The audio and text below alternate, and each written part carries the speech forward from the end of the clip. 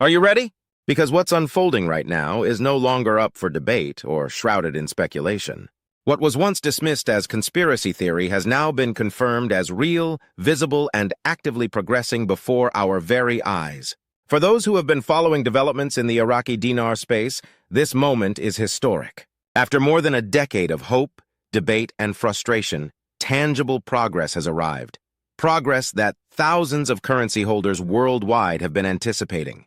June 2025 marks a breakthrough that redefines the Iraqi dinar landscape. One of the most cautious and conservative financial institutions in the world, Chase Bank, has now taken official, public, and strategic steps into the global currency exchange space, specifically in relation to the Iraqi dinar. Chase, known for its careful approach to foreign currency and speculative plays, has issued a formal policy announcement that is reverberating through the corridors of international finance. Trading desks, private wealth offices, and executive suites are buzzing as this unexpected yet monumental shift begins to take shape. This is not based on social media hype or unconfirmed forums. It is not hearsay. This is an internally confirmed, institutionally backed rollout of what is now being referred to as the global payout phase. For Iraqi dinar holders, this is no longer a passive wait for hope to turn into action. This is the start of a live, unfolding opportunity that demands participation, preparation, and precision. Over the years, a flood of rumors, unverified reports, and recycled predictions have tried to fill the void left by the silence of major banks. That ends now. What is happening is real. It is active, and it has come with official documentation, verified processes, and a structured system of engagement, starting with Chase Bank's internal confirmation of a new Iraqi dinar redemption policy. Through direct confirmations from Chase's private wealth division, clients with institutional-level access are now being invited into a secure, multi-step currency exchange process. These developments have been verified through internal banking communications, updates in Chase's customer relationship management systems, and confirmation by multiple high-net-worth clients who have witnessed these changes firsthand during their scheduled financial appointments. But this isn't a free-for-all. This is a highly structured, controlled rollout. There are qualifying steps, documentation requirements, and layers of compliance. Anyone unfamiliar with this process or unaware of the rules risks missing out entirely. Many potential exchangers may find their window closing before they even understand how to begin. This is why staying alert, informed, and verified is essential. For years, the majority of dinar holders in the U.S. and abroad attempted to get clarity from major banking institutions. Most were met with polite dismissals, generic responses, or complete silence. Phone calls to customer service, emails to corporate offices, and inquiries through wealth management desks all led nowhere.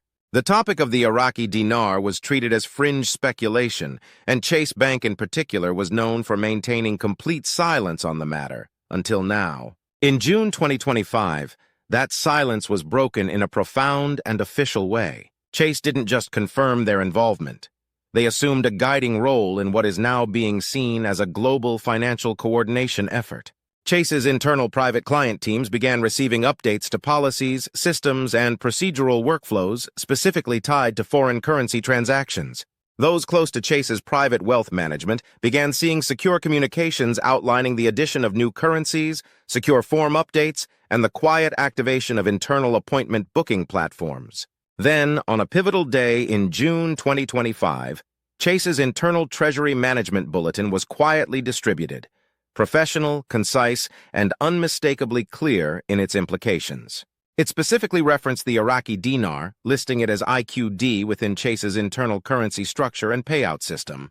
It outlined that the IQD exchange had entered its tiered release phase 1, that contract rate access was now enabled, and that all previous federal restrictions had been lifted, with new compliance protocols implemented immediately. This single internal document became the most anticipated and important signal to the dinar community in over a decade.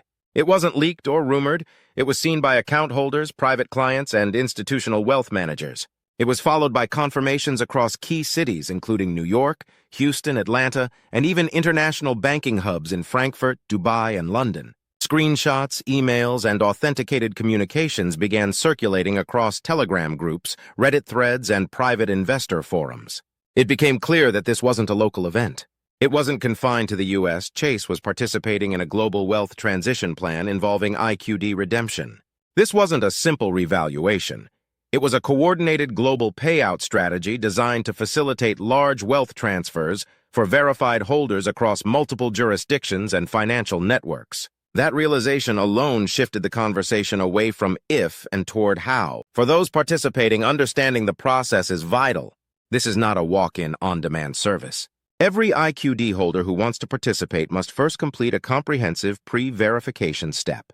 This online process requires submission of detailed identity verification, source of funds documentation, and proof of IQD acquisition.